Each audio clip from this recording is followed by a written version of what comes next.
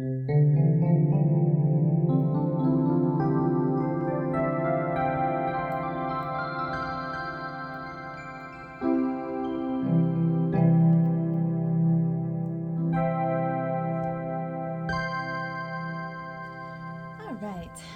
everyone, bienvenidos.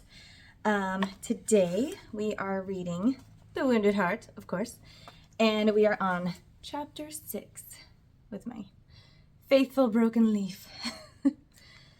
Okay, so last time it was like hitting home with me and just like the emotional toll that abuse, puts upon you, and how it can bring like a lot of insecurity and negative self-talk and everything. And I kind of challenge myself to try to, think better. And if I'm thinking negative, to try not to do that. So I still got to work on that.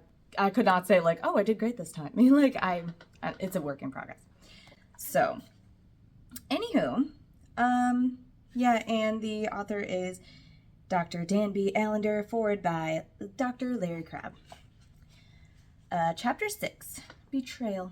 There is something odious about a person who betrays a sacred trust. Children may not know the name of the current vice president or who was president when they were born. But most kids know the name of Benedict Arnold. A traitor etches his name in infamy. Why is betrayal so devastating that a traitor's name is as well, if not better known than the names of many who drafted the Constitution of the United States?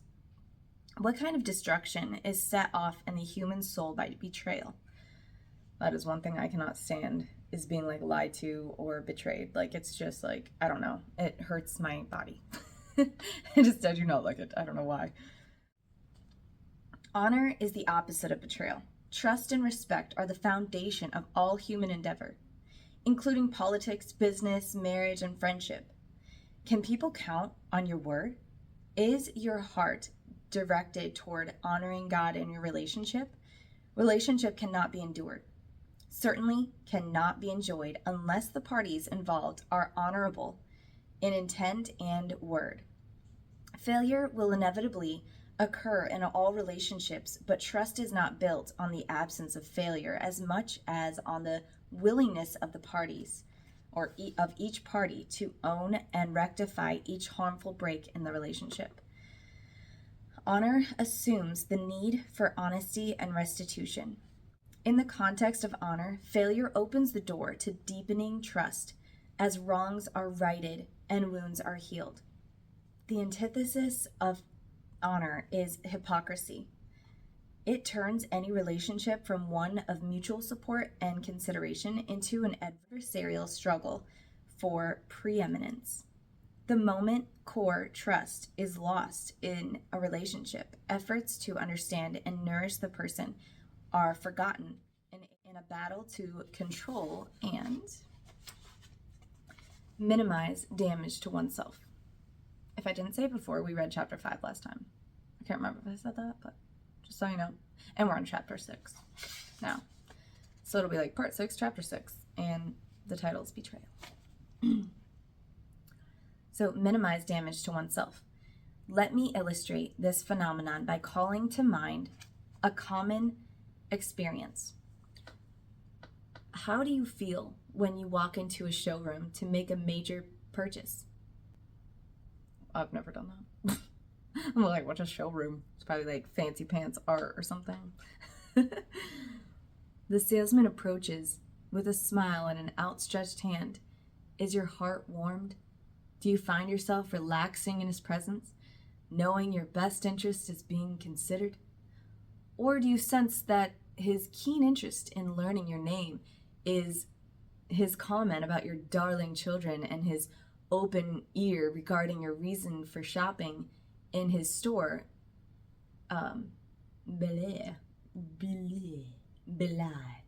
His primary intent to sell his product at the highest possible price. I'm sorry, this chair is so noisy and it's annoying. I mean, yeah. It's one of those crisscross chairs, and I don't know, like I love. Ooh, oh, I think I just scratched it. I like love it and hate it at the same time. Like I don't like that. I mean, yeah, I don't know. Anyways, it's not about the chair. Just know that I know it's noisy and it's annoying, and I'm sorry. And my hair is just, I'm not feeling it today. Yeah. But positive self-talk, at least I have hair. And I've been doing a great job leaving it natural lately. I want to dye it so badly, but I'm trying to be real. Super hard. Okay, anyways. And I'm guessing the showroom could also be like a car place or something. I don't know. We are accustomed to casting a jaundiced eye on the merchant, the politician, the religious leader, and the next door neighbor. In fact, almost everyone but ourselves. Cynical humor becomes the badge of sophistication for those who know that man's heart is always evil. To trust is to be destroyed. To expect honor is to be deceived. In such an atmosphere, relationship is doomed. In contrast to cynical sophistication, some people develop a naive, childish blindness that rejects the evidence of deceit and selfishness and wantonly assumes that all will work out well without direct action or intervention. In that atmosphere, rich relationship is exchanged for superficial saccharine pleasantries. In either case, relationship is violated. Violation of relationship opens a Pandora's box of suspicion and shame that exists in every person. The suspicion that we feel toward a world that has at times cavalierly ignored our longings and at other times abused our soul is like a tender box of dry wood. Betrayal is the spark that ignites the explosive heap of mistrust in our soul. When paranoia flames, relationship is severed, hope is shattered, and belief in the other person is put on a prove it to me basis with no opportunity for restitution. The human soul is left charred and empty, blown about by the vicious winds of loneliness and doubt. We are accustomed to casting a jaundiced eye on the merchant, the politician, the religious leader, and the next door neighbor. In fact, almost everyone who knew what? In fact, almost everyone but ourselves.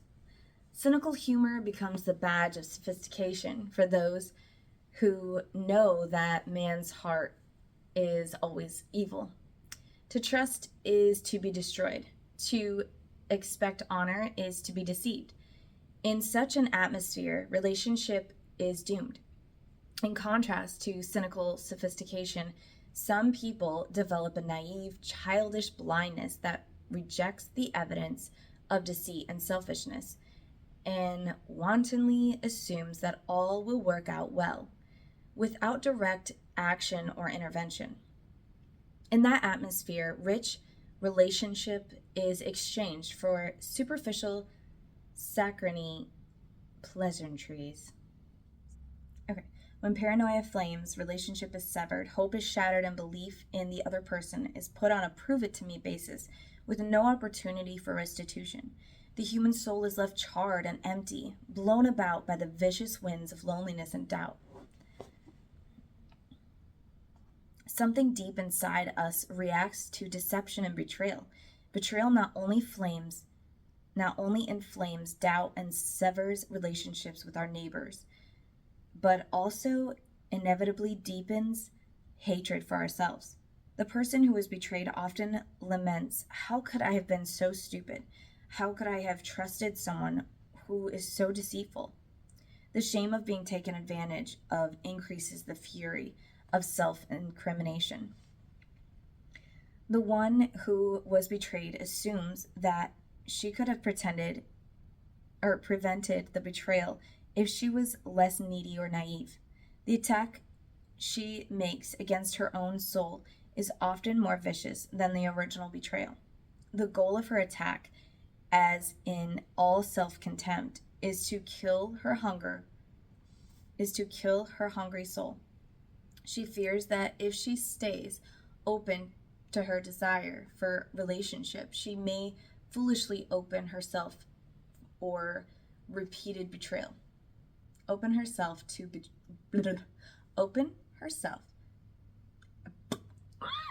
Okay. She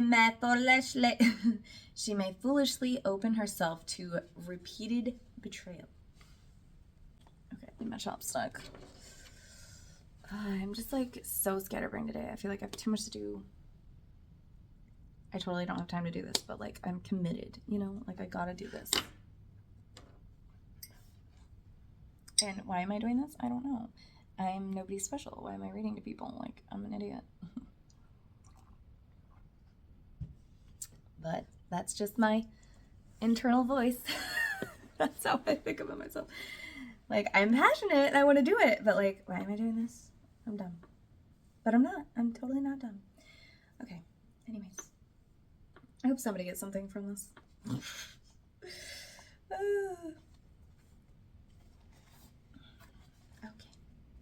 Nobody can be trusted, especially herself. After all, her own desires to be honored, valued, wanted, etc. are what got her into trouble in the first place.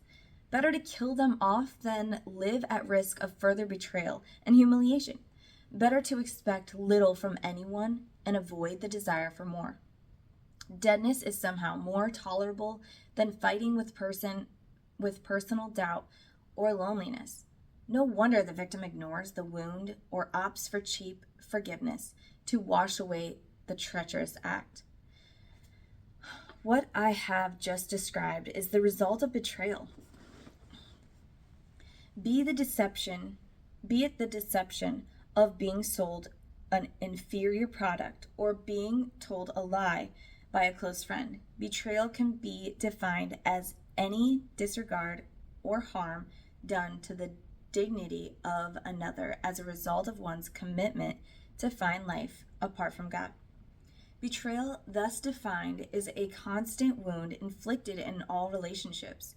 It is such a normal part of life that our attention is hardly drawn to the casual, innocuous betrayals of everyday interactions. That is, unless serious betrayal is occurred that predisposes a person toward vigilant scrutiny and jaundiced perception. Such is the case for those who have been SA'd. The remainder of the chapter will focus on the internal damage generated by the betrayal of SA. What are its cause, cost, and consequence, and what core image will a person internalize when he or she is betrayed on such a profound level? The cause of betrayal. The betrayal of SA is so obvious and intuitively clear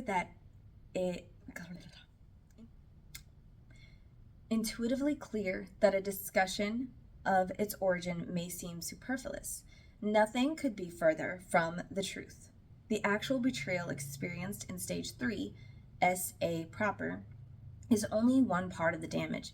Sexualization of the relationship is devastating, but its horror is given an even darker impact because of the setting in which it occurs.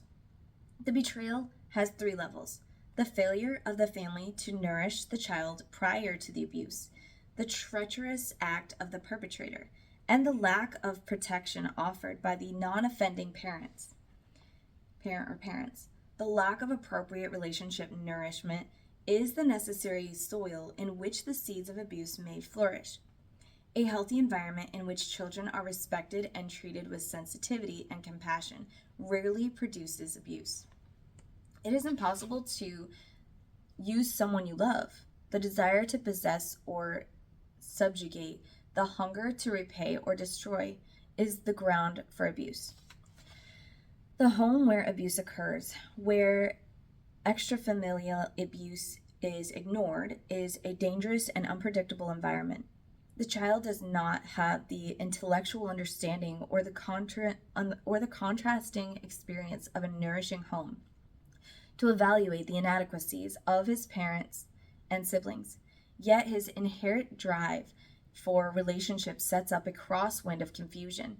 Even for the proverbial child, look at the face of a 1-year-old child who has been denied a pleasure that he deems desirable.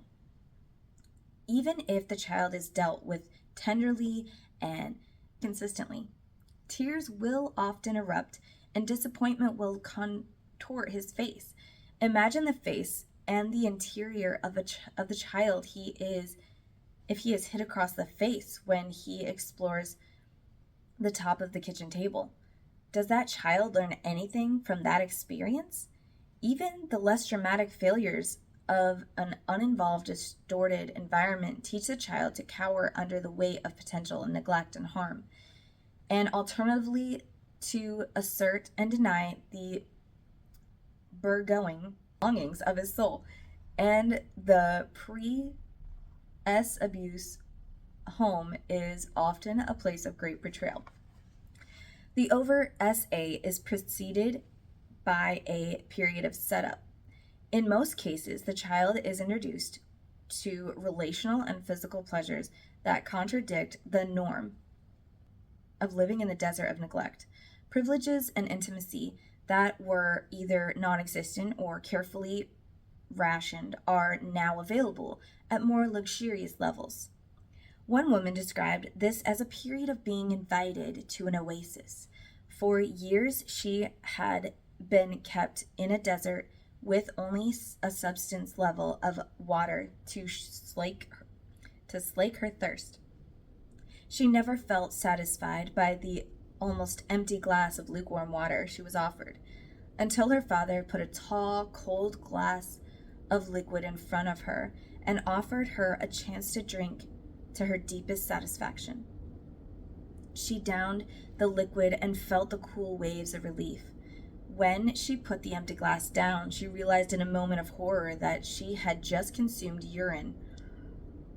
Oh my God! Which would not kill her, but nevertheless cheapened and stained her momentary sense of relief. I don't know if that was an analogy, but that scared my body. If that was a true story, oh my God, that's, oh, was this real? Was this a real story? The graphic metaphor, oh, thank God, because, oh my God, he took the time to chill that or put some ice in it and made a cold drink of water, but was actually pee. What? Oh my God. I mean, nothing, I get surprised still by all the stories that victims send us, but I still get shocked, but then it's nothing shocks you, it's this double feeling of I'm shocked, but nothing shocks me because things have been so bad and they're real stories. So it wouldn't shock me if this was true, but it's still shocking to hear. Does that make sense? I don't know. It was a little. The graphic metaphor of drinking urine describes the betrayal of SA. It is a good analogy because it's powerful in the fact that it's disgusting. And it is so true, being abused in that way. It's very confusing to your body and soul when something, it could feel good. And I think a lot of people struggle, I mean, I know I did, with the guilt of why does this feel good? I just spit all over this. Just ignore that. I'm so sorry. Just I don't know. Stop it, mouth. Ew. Anyway, why does this feel good? And at the same time, it feels so wrong and you feel so disgusting and you're mad. You're mad that it feels good. Because it's supposed to feel good, touching people is supposed to feel good, and you're created to want to do that. But with the wrong person, it's oh, this is nice. But at the same time, it's it is drinking urine, and you don't realize what's happening until it's too late, and you're oh my God, what did I just do? I don't know. That yeah. Woo. Okay. The graphic metaphor of drinking urine describes the betrayal of SA. The victim of abuse is left thirsty and then is forced to participate in consuming something that both touches the legitimate thirst of her being while also destroying the very aspect of her being that has been relationally aroused. This catch-22 situation is awful, just like I said, for sure. If she feels alive in the presence of the abuser, then she must want what he offers. If she doesn't want what he offers, then she must not be alive. The betrayal is not merely the abuse, but also the upheaval of living on an internal roller coaster that jolts the soul both toward death and life at the same moment. If that were not enough, there is another betrayal, which is, in most cases, even more difficult to endure. The role of the non-offending parent or parents. It is difficult for those who are unacquainted with the issues of SA to comprehend the anger and hurt experienced by the victim. As she considers the role of her non-abusive parent or parents, an illustration may be shed some light on this betrayal. Years ago, a woman was murdered in broad daylight, in full view of 20 or 30 people. The woman's screams and savage death were ignored by some and watched by others. No one came to her aid, nor even bothered to make an anonymous call to the police. So society was shocked and enraged. The fury was less over the man who murdered the woman than over the disregard of the crowd.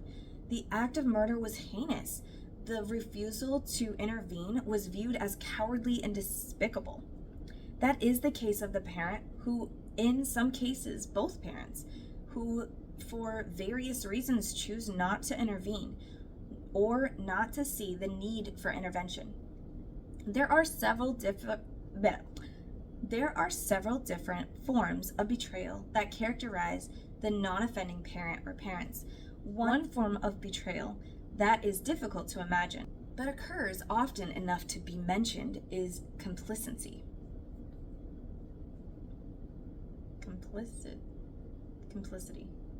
Complicity. A parent or a relative who sets the child up for another adult or other child or older child to abuse has committed a terrible crime. Complicity may involve direct solicitation, in which a father may send his daughter into the bedroom of his own father with the instruction, obey your grandfather and do what he tells you to do.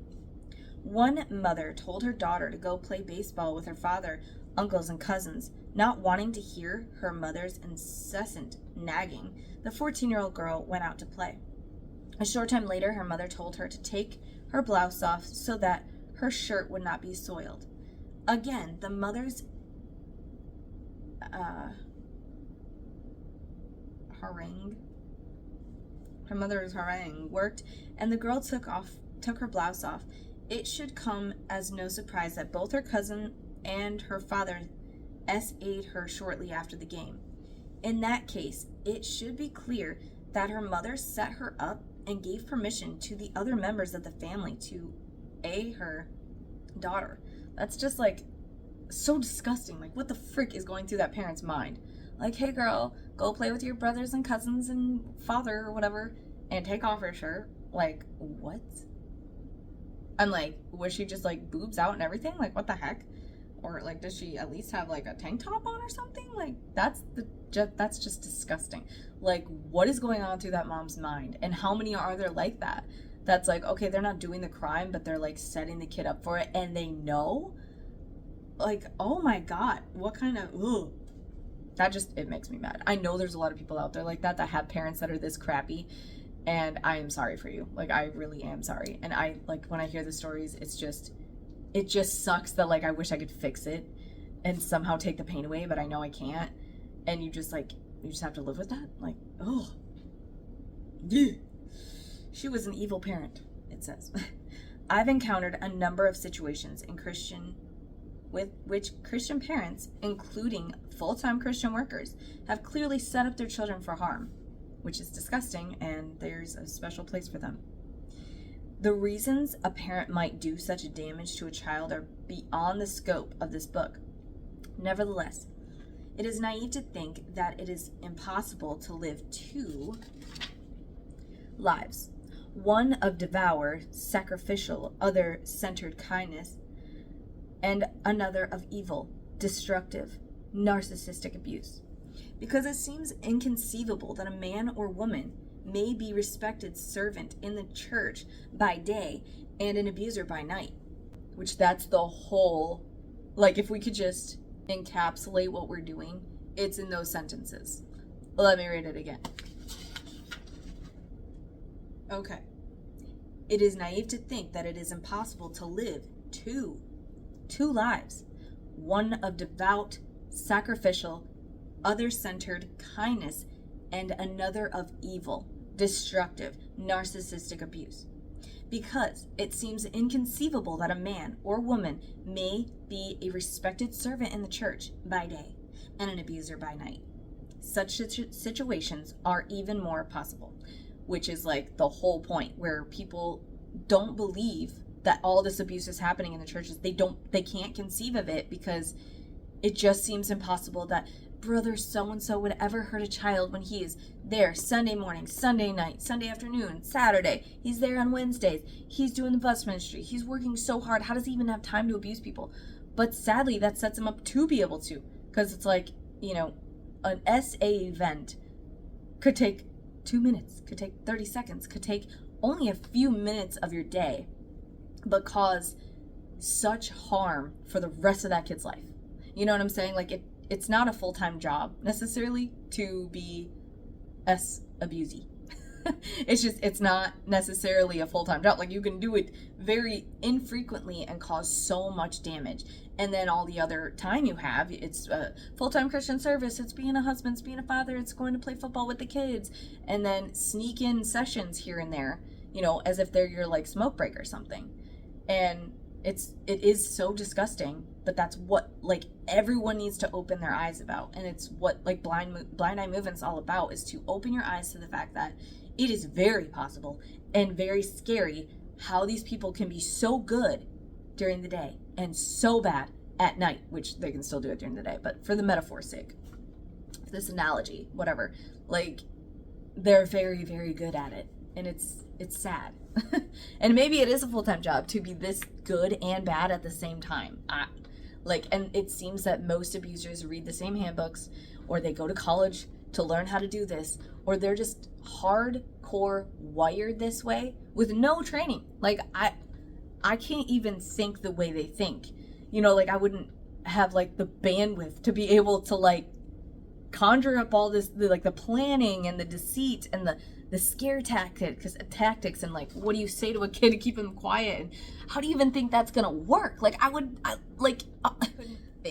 have that capability of, like, the way they think. And it's just, my whole point was, it's shocking how so many predators have, like, the same tactics, the same way to scare people, the same way to keep their secrets, the same way to make people feel like good and bad at the same time for like what they're doing to them. Like, oh, this is so nice, but yet so damaging.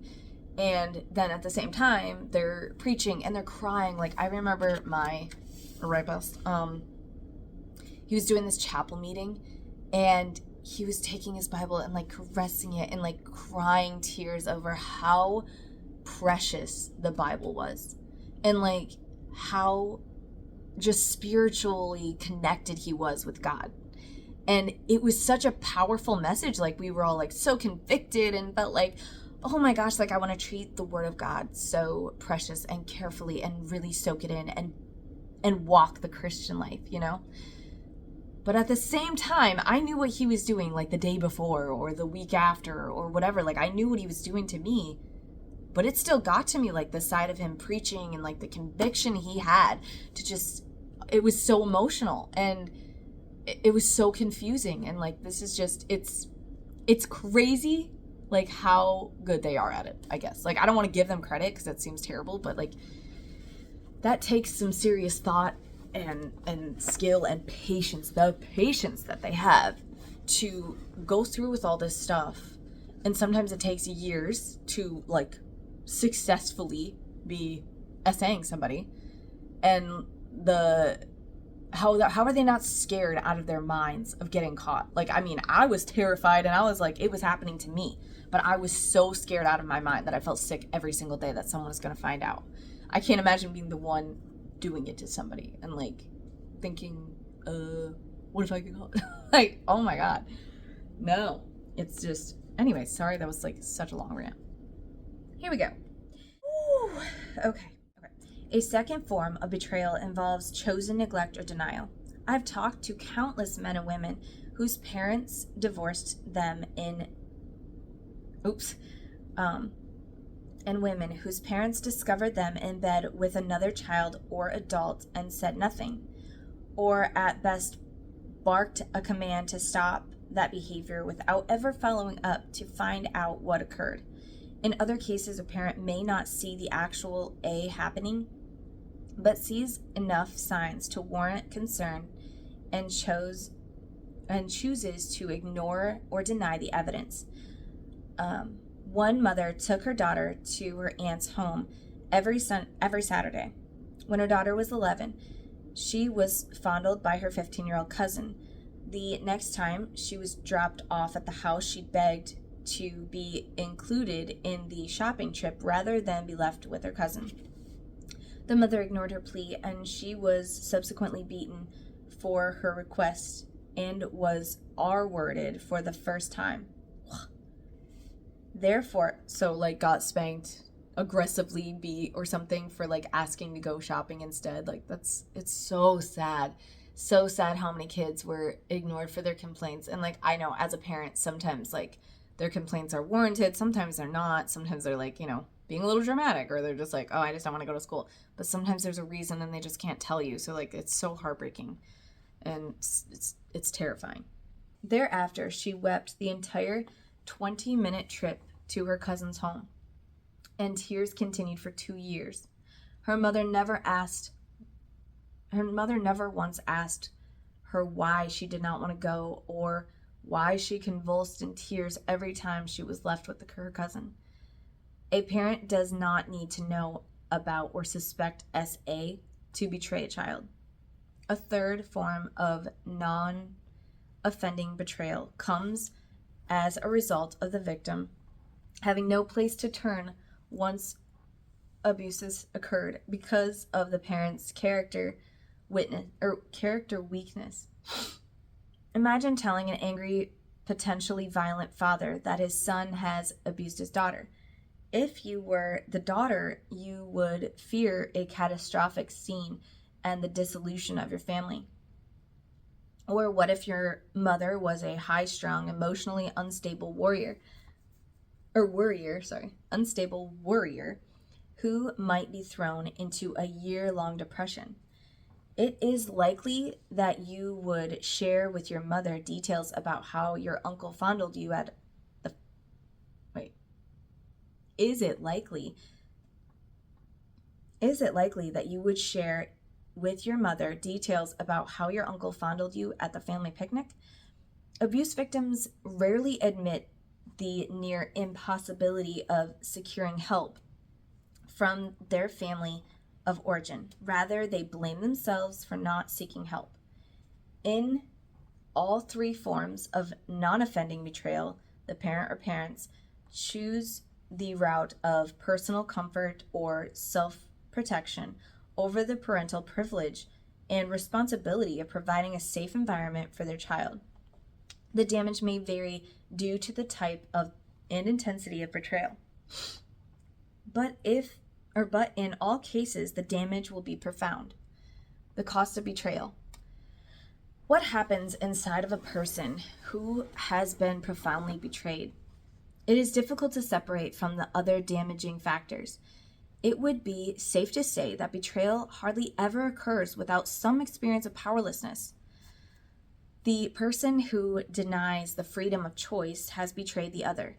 Consequently, all that was argued as part of the cost of powerlessness will also be true of betrayal. What is added in the experience of betrayal? If powerlessness leads to an internal deadness, betrayal sets the stage for an intense, hypervigilant suspiciousness that often leads to a distortion or denial of accurate conclusions about oneself and others. Hypervigilance. An abused man I worked with was constantly concerned oh, I just had a terrifying thought. Like, I've never looked up this dude, and I know I say, like, I don't know this guy. I'm just, like, reading his book because I got given this book, and pretty sure it was my aunt that gave it to me, and she said, like, you should read it. And because she, found out about my abuse and stuff. And so I was like, oh my gosh, I should probably Google this guy. Like, what if he's in jail for being, like, Jody and Ruby, or like, what if he's like a total creep and I'm reading his books and now I'm like paranoid. Like, it just popped in my head, like, oh my gosh, because all the two lives people that are living two lives can be like book authors and like great leaders, and or like life coaches. Like, somebody we know acts like a life coach but like totally abuses the privilege, if that makes sense. So it's like, you really can't trust people. It's just terrifying. And I hate it. I hate betrayal. I hate being lied to. I hate being tricked. And it's just like, it does do something to your mind and soul. And it's so hard to trust people to just do what they're supposed to do and do what they say they're going to do. Like, if you're going to be a slime ball, then just don't do good things. Like, just don't. Don't put yourself in that, like, authority figure. Don't be a life coach. Don't be a pastor. Don't be a counselor. Just go be a sleazeball all on your own, please. If powerlessness leads to an internal deadness, betrayal sets the stage for an intense, hypervigilant suspiciousness that often leads to a distortion. Oh, that's what made me think of Jody and Ruby. It's distortion. Because they say that all the time, and then I was like, oh my god, yeah, so, sorry. Okay. Okay. Hypervigilance. An abused man I worked with was constantly concerned with uncovering the ill intentions of neighbors, friends, and family. He saw the frowns on their faces or their awkward glances directed toward him, and he knew what they were thinking. They were against him, signs that I would never have noticed in a million years. He regularly observed. It was no use to dispute his findings because in most cases, he was accurate about the details. Other individuals equally aware of their external world live with a profound self-consciousness about how others may see them. Don't I know it? I'm definitely the overthinker and think too much. In either case, life is centered on taking in as much evidence as possible. The goal is never to be surprised. If one knows the enemy and where he is at all times, a measure of control can be attained. The dilemma with hypervigilance is at least twofold: myopia and exhaustion. Hypervigilance leads to missing more details than would come through intent but relaxed observation. The old phrase strikes home: seeing the trees but missing the forest. The data gained is over-scrutinized, analyzed, and dissected, and often the obvious detail or fact is missed in the frenzy to comprehend. The result is exhaustion. The human frame was not made for frenetic hypervigilance. After time, the senses dull, analytical faculties tire, and the conclusions reached are tainted by observing so much but seeing so little. Suspiciousness. Oh no. Hypervigilance often masks a deep strain of suspiciousness. It almost seems as if the person tries to discount or deny soul-damaging relationships while suspiciously distancing herself from soul-enhancing involvement. Notice how a self-contemptuous woman handles a compliment about her attire. Very seldom will she warm to the remark. At times she may stiffen or simply brush it off in a comical retort about her old outfit. In many cases, the past betrayal has inserted a filter that evaluates all kindness, warmth, and involvement in the light of question. What do you want? And what am I required to lose to keep what am I required to lose to keep you happy? The suspiciousness may be gentle or jocular. Oh, I'm sure you say that to everyone. Or vicious and full of rage. I know what you're looking for. In either case, the relational distance produced is the same. Suspiciousness is not only directed against others, but can also be turned against the self. When an abused person feels warm toward another person, it is not uncommon for him or her to suspiciously evaluate the feeling as immoral and dangerous. If she feels anger, she may fear that vicious rage will pour forth and destroy the object of her array. I don't know if that's the word. Destroy the object of her array. Both the fear of danger and of being dangerous to others coexist in the heart of the person who has been SA'd. Distortion and denial. Not distortion again. I know it's just a regular word, but like, yeah, I listened to Jody Hildebrandt's book reading. Like, I watch somebody else that reads and stuff. And yeah, it's so much about distortion. And yeah, it just, now I can't not think of her. So yeah. Anyways. Distortion and denial. A common experience for many abuse victims is living in a haze of distortion, partial truths, denial, and a lack of objectivity. I've worked with high-power executives who make competent and accurate decisions about multi-million-dollar projects, but cannot accurately read their 13-year-old daughter's moods or feelings. The haze distorts relational data. There are two primary forms of this distortion: inability to trust relational intuition and a bent toward conclusions of contempt. SA victims have learned to doubt their own feelings. Often their feelings have been guided by an abusive family or the perpetrator of abuse. Convoluted and contradictory paths. One father repeatedly told his son that, I don't know how to like, schmexual activity was not only normal, but made him more of a man. He felt debased, but his father told him he was feeling like a man. Which was he? A woman was told as a child that she was angry and needed to be spanked, flirtatiously and needed to be isolated, guilty and needed to be forgiven. In fact, she never consciously felt anything but loneliness and fear. Repeated exposure to inaccurate information about internal realities leads to a mistrust of one's own feelings and intuition. In addition, if intuition were not acknowledged and trusted, the obvious would be even more horrible. A mature woman told me about the countless meals she had with her abusive father as an adolescent and as an adult, where he would introduce her in public as the little lady, treat her with intimate warmth, and flirt with her as a lover. Ugh. It sucks so bad to me, like, that men have to ruin, like, the father figure stance or, like, position just because, like, it makes it so hard for, like, regular dads to, like, enjoy a father-daughter relationship. Like, it's so hard. Or, like, it's hard for the stepdad once, like, the real dad does something terrible. You know what I mean? Like, it ruins what it should be. And I feel like there's so many women out there that didn't get a good, healthy relationship with the dad. And then everybody's walking around with daddy issues. And it's like, it's disgusting the amount of betrayal so many fathers have done. Like, they don't even deserve the title. You know, whether it's, you know, emotional abuse, physical abuse, spiritual abuse, SA, you know, like all of that.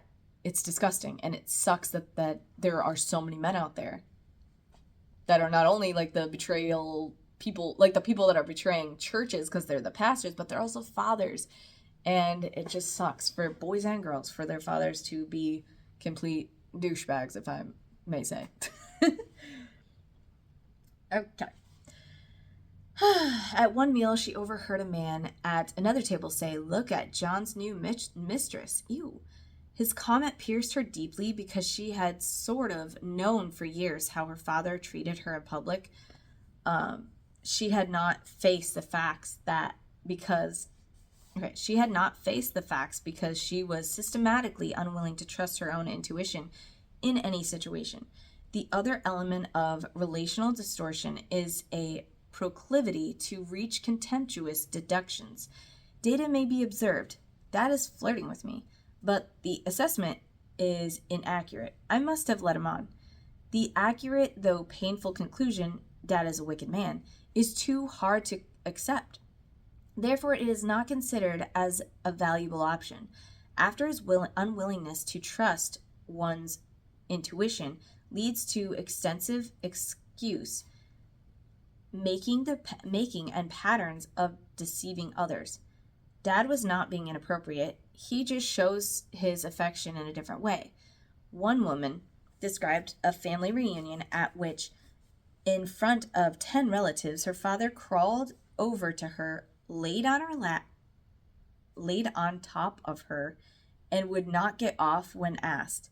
She could feel his stiffening erection and heard the uncomfortable laughter of their relatives. Nevertheless, she excused his behavior as childish rather than abusive. Patterns of distorting facts and conclusions in one's own mind led eventually to the necessity of deceiving others. At times, the lies are intended to elicit support or care by sharing details about fantasized past pain or exploits that do not require the real past to be acknowledged. Or the deception of others may be a subtle form of taking power over them. The deceiver always knows something that the hearer is unaware of. As subtle as the distortion may be, chronic distorters are often addicted to the power of deceiving and the thrill of the chase. More often than not, people who distort and lie are unaware of the extent of their own fabrication and of the sophisticated denial they developed to keep their deception in place. The consequence of hypervigilance, suspiciousness, and personal and other-centered distortions is the fragmentation of relationship.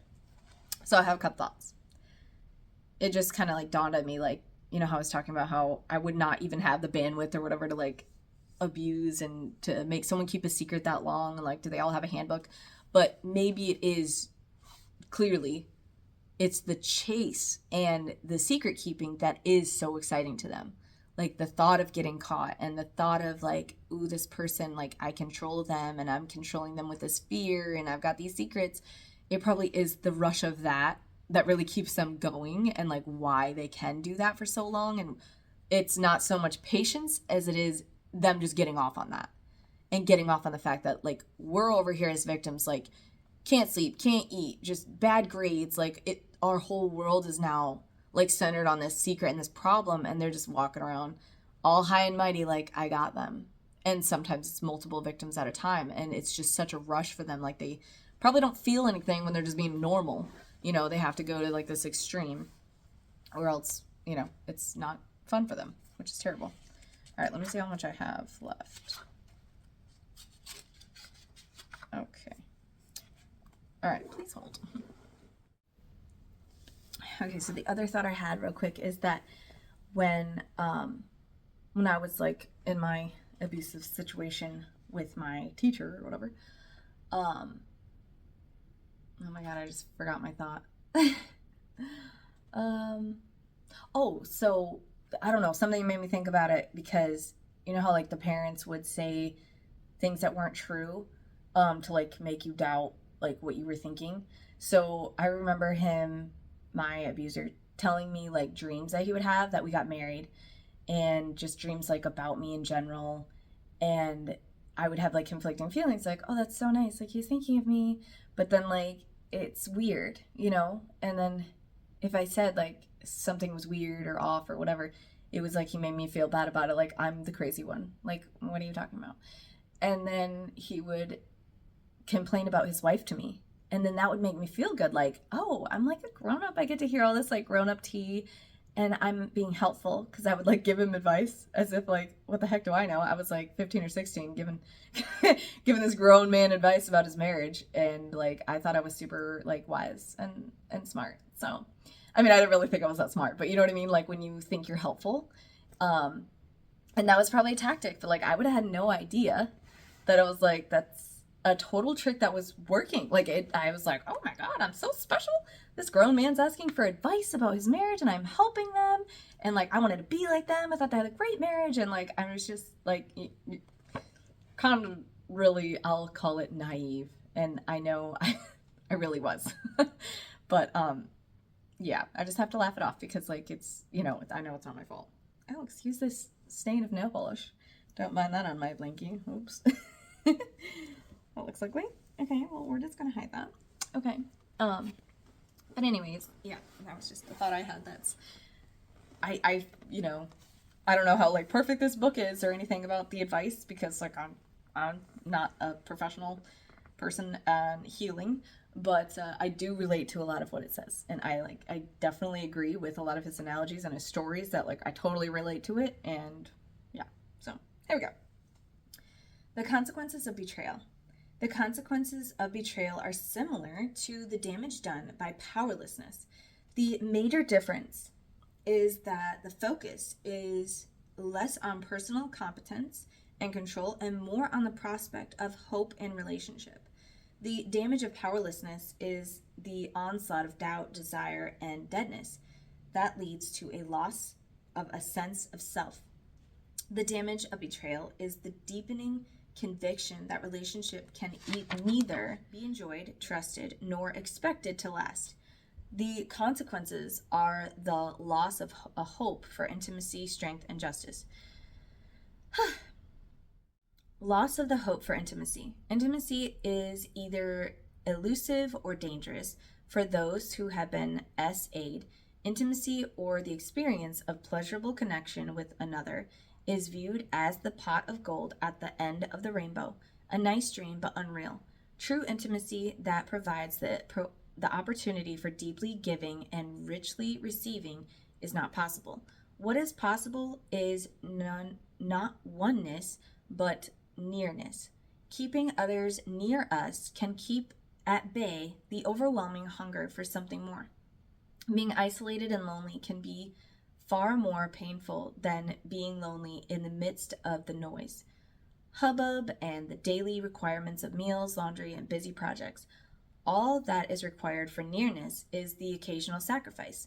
A distant husband will not require depth of intimacy. He wants SEX and hassle-free environment and a happy wife. Of course. I mean, yeah. An uninvolved wife will not require depth of intimacy either. She wants a successful provider, help with the children, and a comfortable life. Distant, parallel lives are the replacement of true intimacy. Nearness satisfies some of the ache and does not threaten the wounded heart. The loss of the hope for intimacy is an undesirable defense. Intimacy was used to open the door to abuse. The defensive loss of hope is the heart's refusal to be tempted again to love or enjoy. The person who has been betrayed fears her own longings for connection with the others because her longings tempt her to move out of the isolation and want something from others, which will surely destroy her. The best solution is to kill her longings and avoid all the predators in the world. Self-contempt serves her well. If I can't destroy those who might hurt me, the only way I can be sure we don't connect is to hate myself.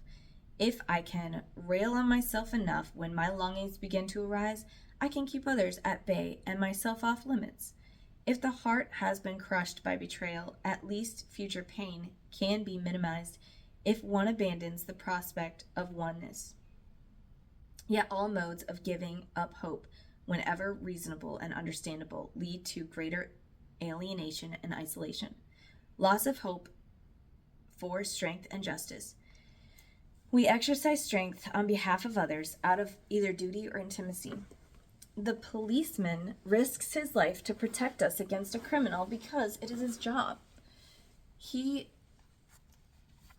calling involves the responsibility of risk-taking on our behalf, regardless of whether he likes us or even knows us.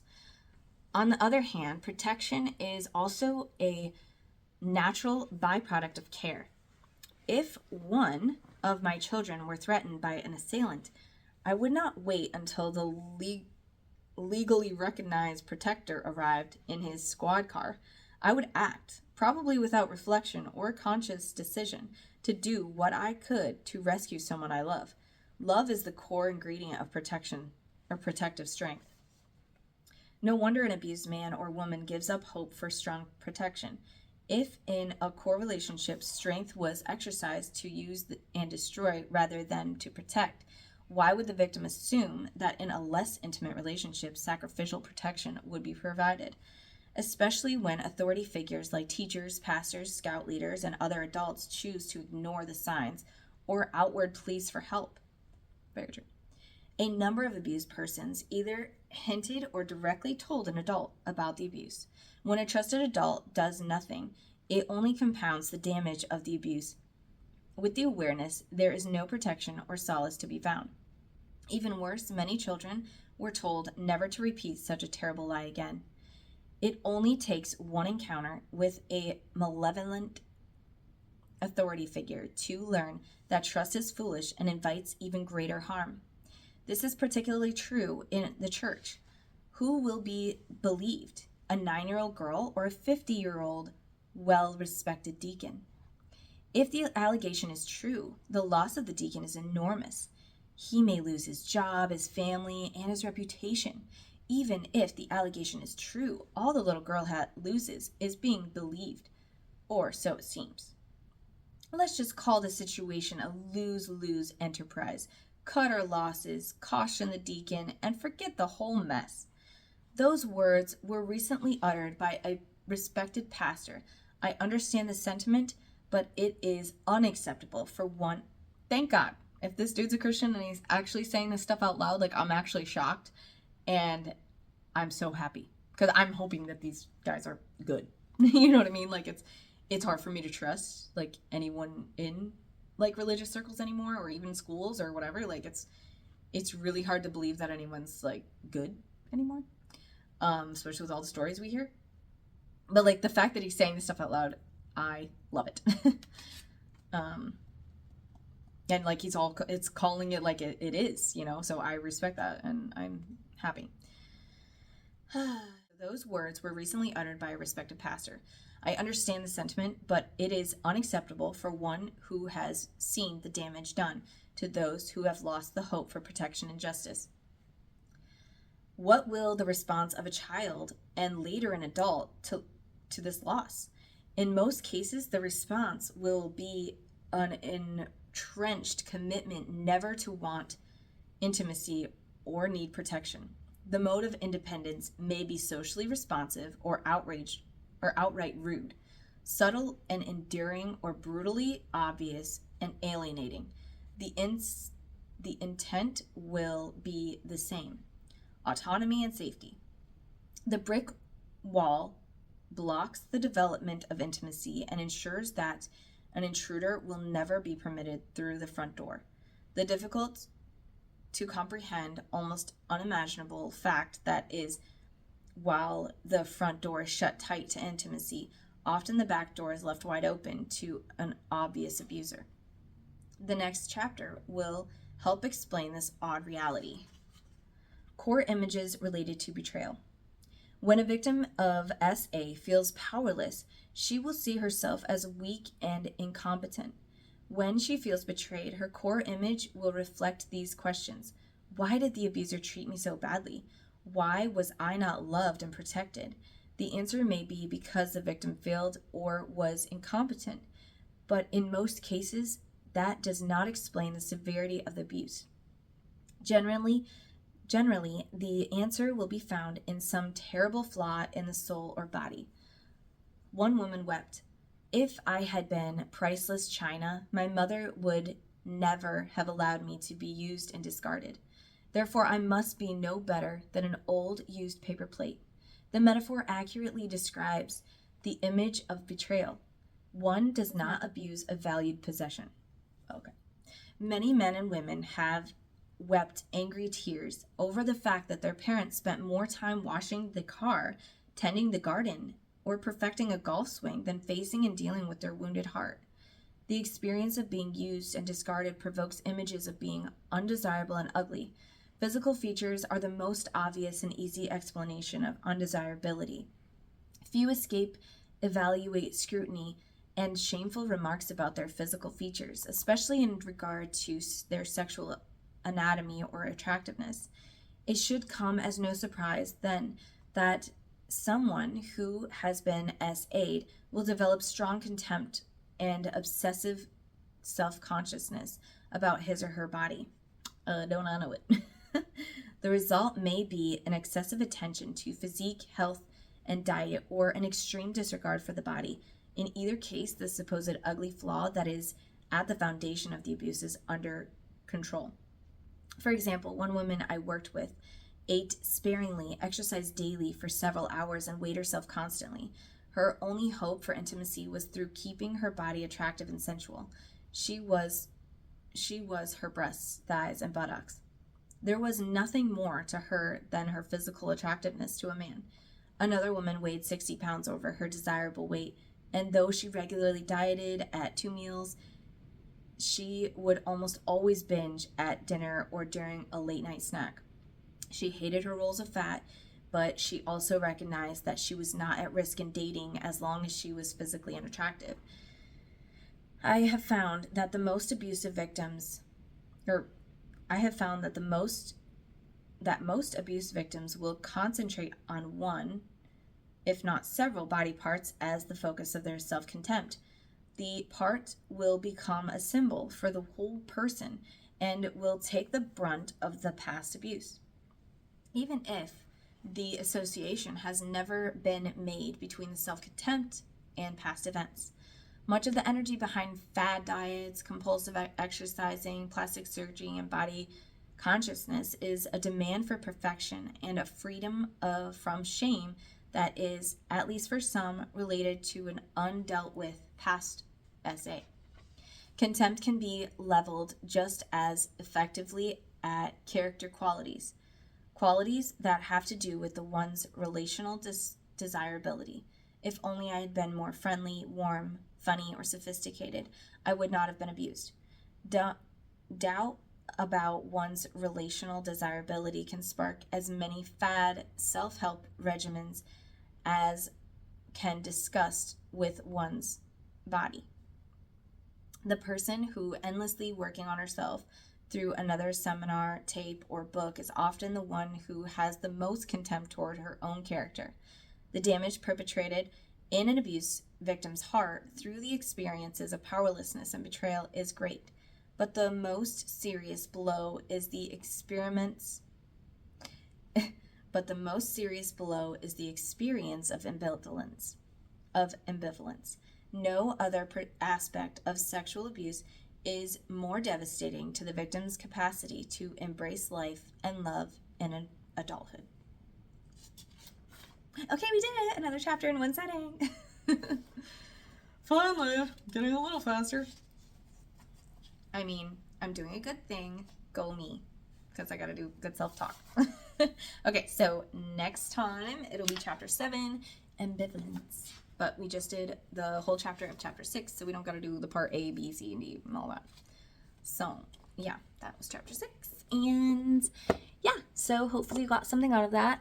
I was thinking when I was on a break, real quick, that the whole goal for all of us should be to get to a state of contentment and healing. And I just don't want to, I guess, like, I don't want to encourage people to stay in like a victim survivor mentality forever.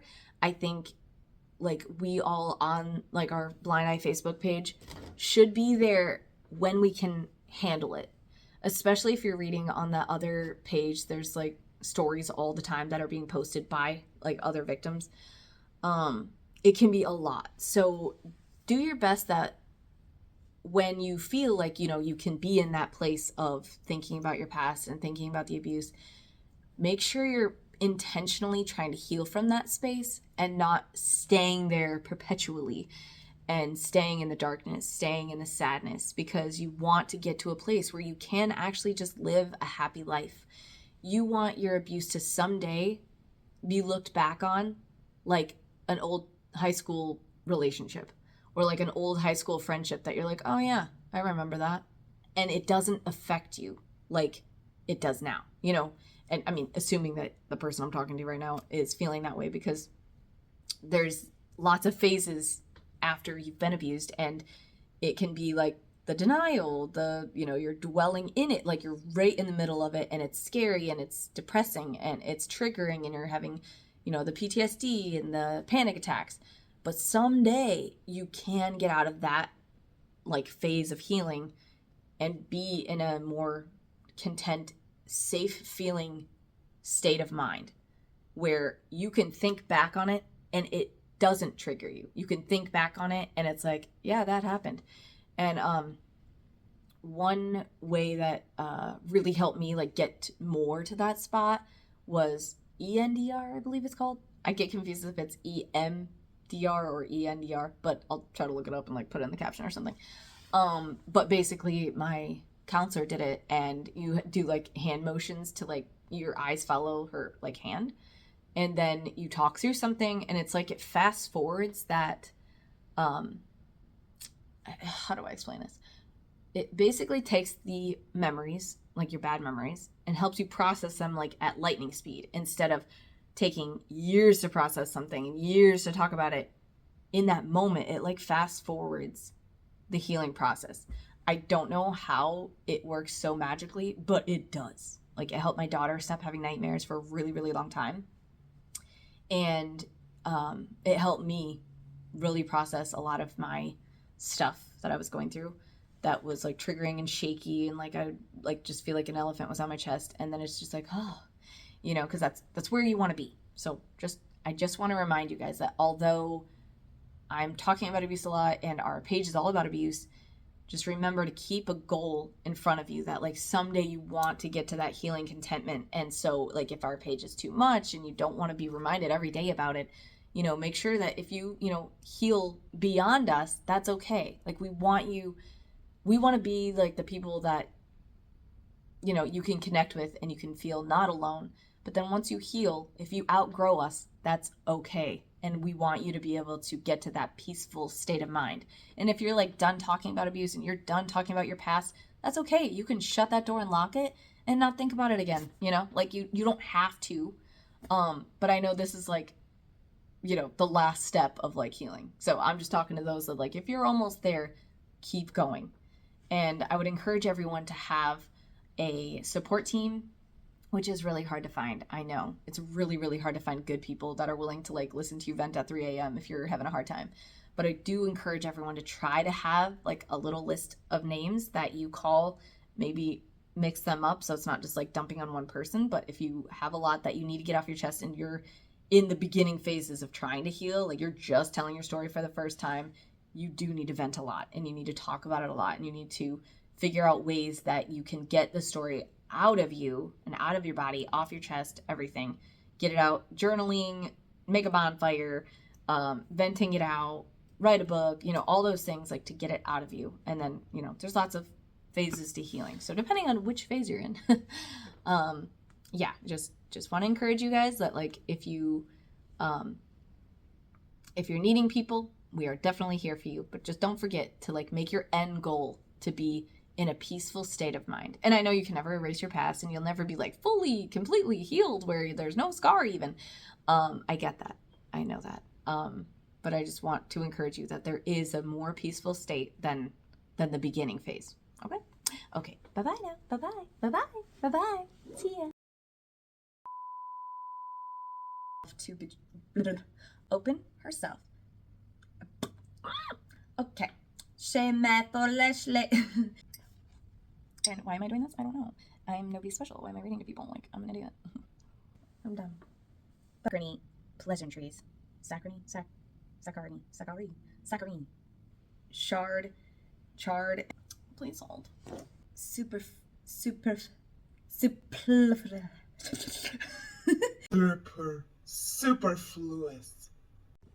I feel like I know what this word is, but like reading it looks stupid. It's superfluous. Superfluous. superfluous. Seems superfluous. Superfluous. Superfluous. I think it's superfluous. But that's not what the word looks like. It looks like superfluous. Like my back feels weird. This is a weird angle, and I don't know. I feel weird in my body. Sorry. God, like, can I just get some supernatural help to like just read smoothly? It's like that's like my reading pattern. Which that's the whole, like if we could just